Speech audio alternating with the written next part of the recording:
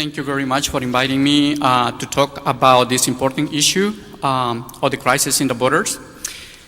I myself came back in June from El Salvador. I went to visit my mom, and I was shocked, and I came back traumatized again after the Civil War about the things that I heard in the news and about the things that I heard from relatives and friends about the crime that is going on in El Salvador, but as well in Guatemala and Honduras.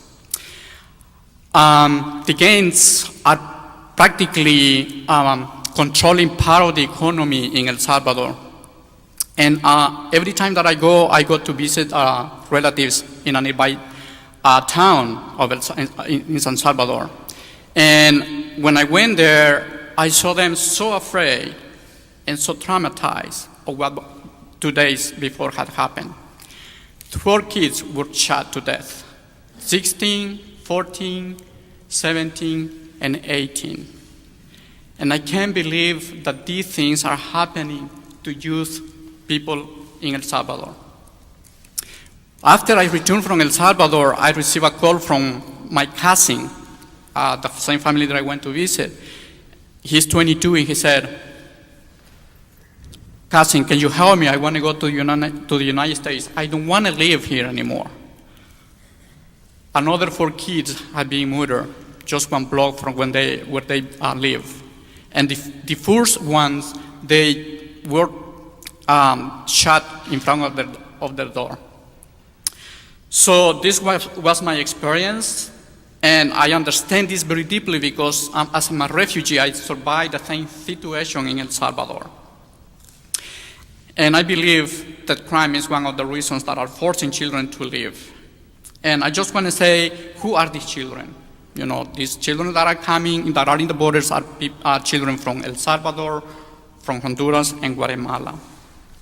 And these children that are migrating are not just happening right now, just started a long time ago, but the first children started in 2011, but over the recent year, it's dramatically increased. In the fiscal year of 2013-2014, there were about 57,000 children detained in the borders of Texas, Arizona, South California.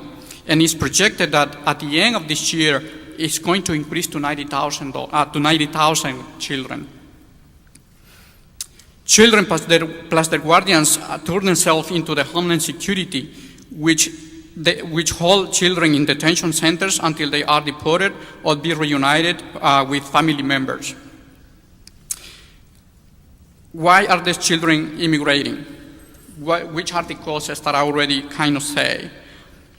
Violence from organized crime, including drug cartels and gangs. Violence and abuse at home. Recruitment, exploitation, and criminal industry of human smuggling. Extreme poverty, exploitation in the job market. And another big thing is because there was not an immigration reform.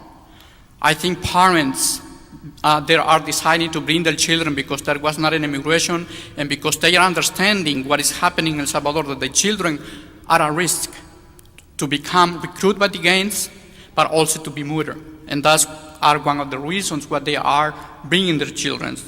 And one thing that I think that the children is doing, that is God speaking to our governments in Central America, but as well to the government of the United States, that it has a big responsibility because of the policies in these 3 regions and these 3 countries.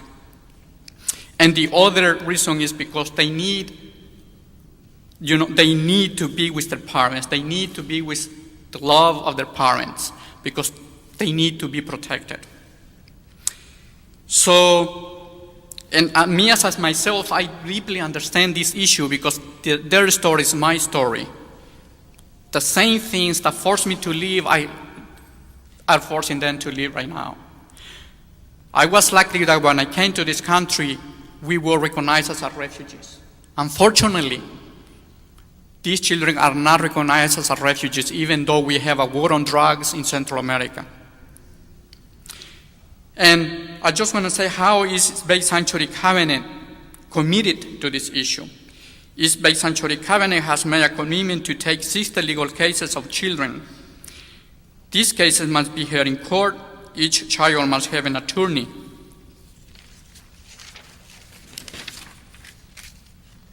Several agencies have requested assistance, but not offering fundings or resources. EVC needs funds in order to have resources to represent these children. For example, we need to hire a 2-point legal aids, which will cost us $20,000 a year. Let us lift our prayers for these immigrant children so that they are protected, so that their needs are met, and that they are reunited with their families, and that our government do not deport our children to a zone of war. Thank you so much for inviting me to be here. Thank you.